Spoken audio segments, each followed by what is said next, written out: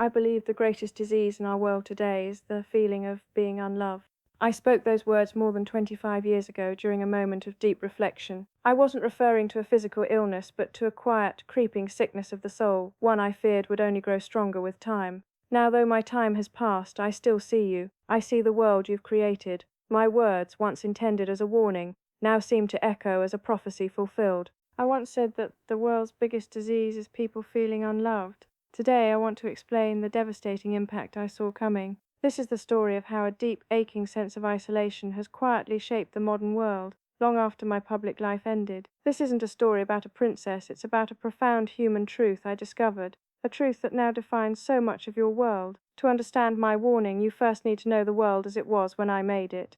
The year was 1995. The planet seemed to shrink as new technology and global media brought us closer than ever before. But beneath that gleaming surface of progress, I sensed a disconnect. I saw it among the most powerful in society and in the most forgotten corners of the world. When I spoke those words, I was, in many ways, speaking about my own life. I lived in a gilded cage, always surrounded by crowds, yet often feeling completely alone. It was a strange paradox to be one of the most watched women in the world, yet feel completely unseen. But that personal experience opened my eyes to something universal. It helped me recognize the same hollow look in the eyes of a young homeless person I met at Centerpoint, the same emptiness I felt in my own heart. It was that same deep need for connection. My work brought me face to face with human suffering. I remember sitting at the bedsides of men dying from AIDS, holding their hands when others were too afraid to even enter the room. In the 80s and 90s, the stigma around HIV and AIDS was like a disease itself.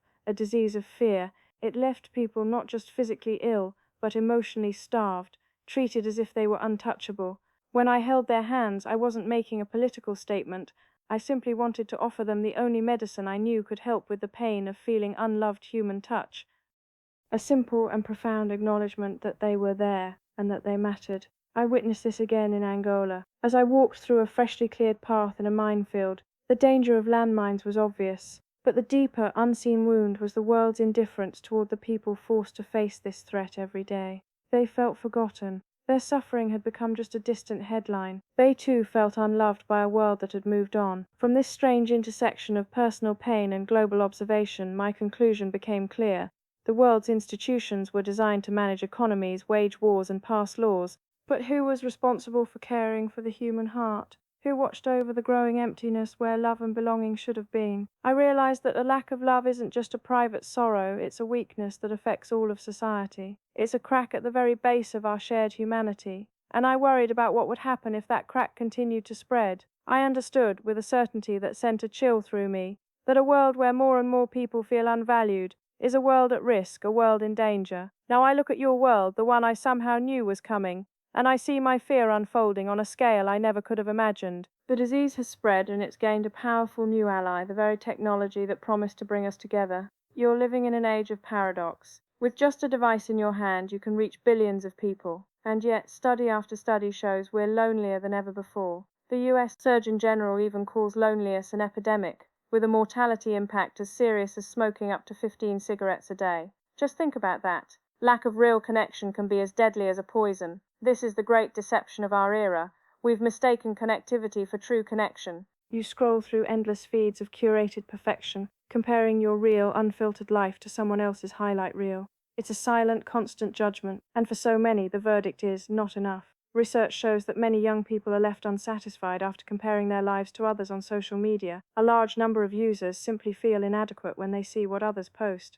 This isn't true connection, it's a performance. It's a stage where you're both the actor and the audience, and the applause comes as likes from strangers. That fleeting validation, it's like salt water to a thirsty man. It brings a brief sense of relief, but in the end it leaves you emptier, hungrier for something genuine. The effects of this problem show up most clearly in our mental health.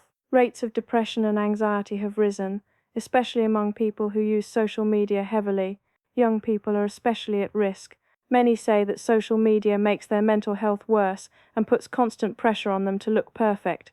From a younger and younger age, they're taught that their value comes from the outside, something to be earned by appearances and public approval. This is what it means to feel unloved for who you truly are. You are loved for the image you present to the world, and the pressure to keep up that facade, it can feel overwhelming.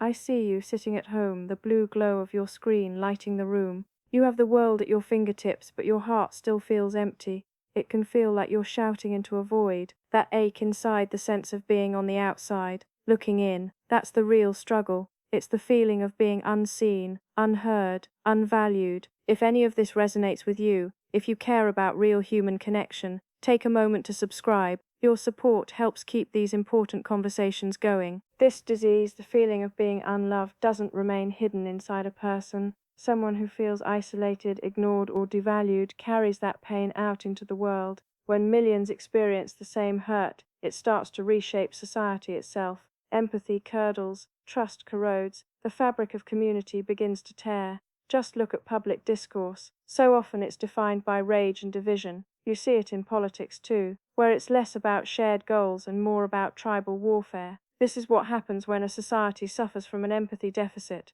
Empathy is like the immune system of a healthy community. It's the ability to see the humanity in someone you disagree with. But empathy doesn't happen in a vacuum. It depends on having a sense of shared identity. When people feel alone or threatened, their capacity for empathy shrinks. It retreats, covering only their own in-group.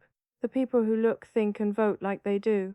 Research shows that this gap in empathy fuels political polarization. Suddenly, you're not just debating ideas, you're defending your tribe's survival. Your political opponents stop being people with different opinions, and instead become caricatures of everything you fear. Our growing dislike and distrust of the other side comes from living in a society where people feel insecure and disconnected. When someone feels secure in their community, they're able to show generosity, even toward those they disagree with.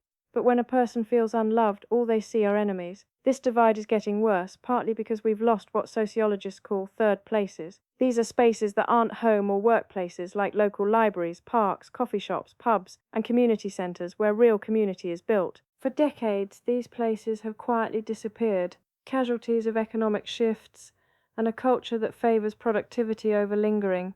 We've traded the town square for online forums and swapped the neighbourhood pub for streaming at home. The loss is hard to measure. These spaces were where we gently bumped into people different from ourselves, and where we remembered our common humanity.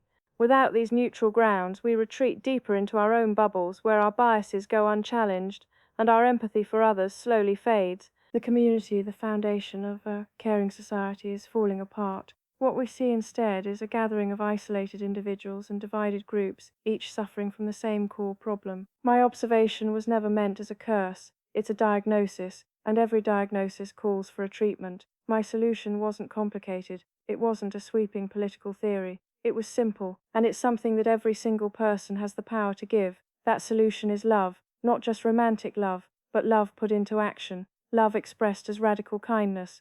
After I stepped back from my former royal duties, my public life became my way of putting this belief into action. I made a commitment, as I once said, to do, not just to be, and I discovered that nothing brought me more happiness than reaching out to help the most vulnerable people. By helping them, I was fighting the disease itself. When I visited AIDS patients, even a simple handshake became a deliberate act, an act of defiance against the stigma that left so many feeling painfully alone. It was my way of saying to the world, these are not lepers, they are people. They deserve to be touched, to be held.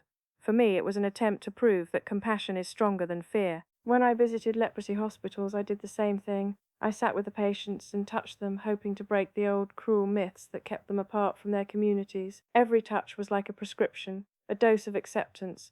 My campaign against landmines grew from that same place of empathy. While the world focused on treaties and statistics, I saw the issue in the faces of children who couldn't even play outside. By walking through a minefield in Angola, I wanted the world to imagine what it feels like to be forgotten. It was an act of empathy, a way to make the comfortable experience the fear faced by the vulnerable. The Ottawa Treaty, created to ban landmines, was signed after a global conversation about their impact. It stands as proof that when human suffering is made real and personal, the world can be inspired to take action.